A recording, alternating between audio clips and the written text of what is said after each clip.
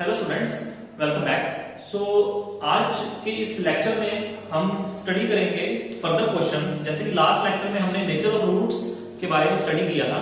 Nature of roots depend करते हैं D की वैल्यू के ऊपर, दैट इज क्वाड्रेटिक इक्वेशन को जब आप सोल्व करते हैं by using the quadratic formula, तो उसमें हम डी की वैल्यू फाइंड आउट करते हैं फर्स्ट ऑफ ऑल। डी की वैल्यू पे ही डिपेंड करते हैं हमारे नेचर ऑफ रूट्स।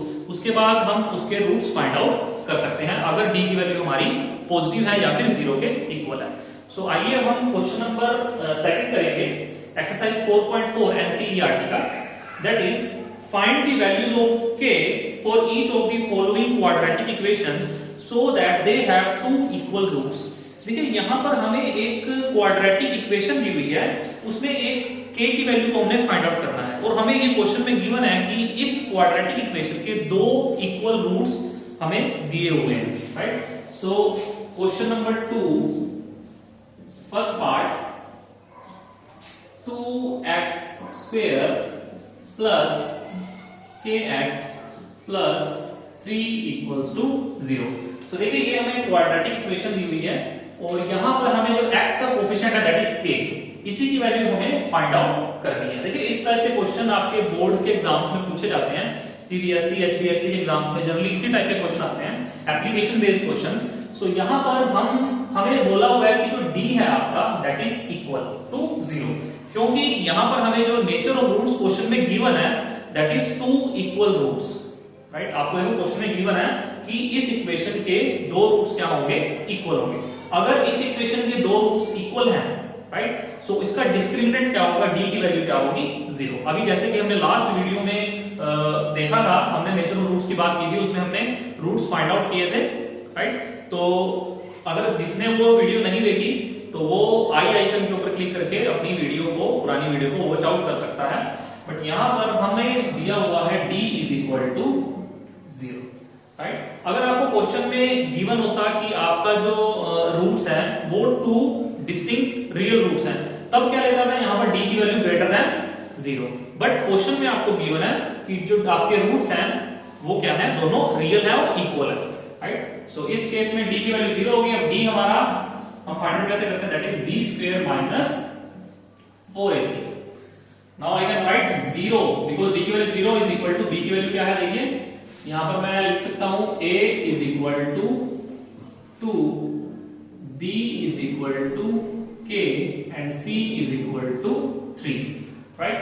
यहां पर b की वैल्यू हो जाएगी k का square minus 4 into 2 into 3, right? K square minus 4 to the 8 is 24।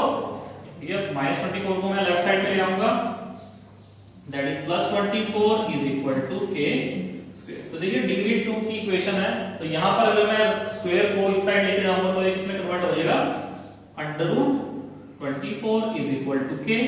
यहां पर कभी भी हम स्क्वायर को यहां लेके जाते हैं लेफ्ट साइड में, कोई रूट पे लेके जाते हैं, तो यहां पर प्लस माइनस की हमेशा दो वैल्यूज होंगी, एक पॉजिटिव में एक नेगेटिव में, राइट। इसको हम फर्दर सोल्व करेंगे।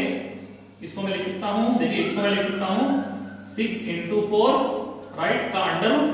तो 4 का अंडर रूट क्या होता है 2, तो 2 यहां से मैं बाहर निकाल सकता हूं, 2 under root 6 is equal to k, that is plus minus. इसका मतलब है कि प्लस 2 अंडर रूट 6 भी है और माइनस 2 अंडर रूट 6 भी इसका आंसर है। यहां पर k की दो वैल्यूज आ रही हैं, that is plus 2 under root 6 and minus 2 under root 6। I hope आपको ये जो बेसिक कंसेप्ट है ये क्लियर हो गया होगा। तो तीन चीजें आपको अपने माइंड में रखनी है। फर्स्ट इज, अगर d की वैल्यू आपकी ग्रेटर देन 0 है, अगर पॉजिटिव है, तो उस केस में आपके 2 रियल डिस्टिंक्ट रूट्स होंगे। अगर d की वैल्यू 0 है, उस केस में आपके 2 इक्वल रियल रूट्स होंगे। अगर d की वैल्यू नेगेटिव है, उस केस में आपके रियल रूट्स एग्जिस्ट नहीं करते। तो इन तीनों केसेस को आपने माइंड में रखना है और उससे आपने क्वेश्चन को सॉल्व करना है। तो सेकंड पार्ट हम करेंगे,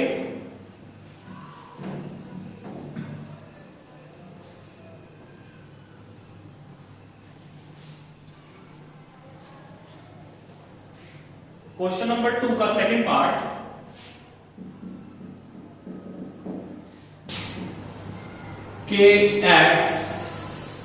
x minus 2 plus 6 equals to 0। So this is my given equation, so इसको सबसे पहले हम इस ब्रैकेट को सोल्व करेंगे। देखिए kx को मैक्स से मल्टीप्लाई करूंगा, that is kx square, kx को -2 से करूंगा -2kx + 6 is equal to 0।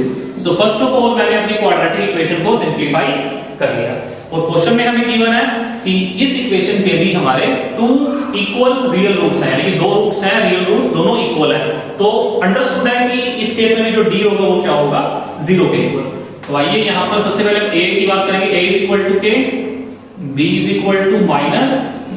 -2k and c = 6। अब d की वैल्यू क्या है यहां पर, 0, राइट।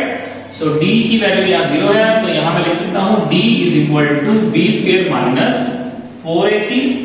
सो 0 = b की वैल्यू है -2k, सो -2k, अब वैल्यूज पुट करेंगे, 4 * a is k * c is 6। So 2k का होल स्क्वायर क्या होगा, 4k², 6 4 जा 24k इज इक्वल टू 0। सो देखिए यहां पर 4k² - 24k, अब यहां से मैं क्या करूंगा, ये कॉमन निकाल लेते हैं, तो बचा क्या, 4k - 24 इज इक्वल टू 0।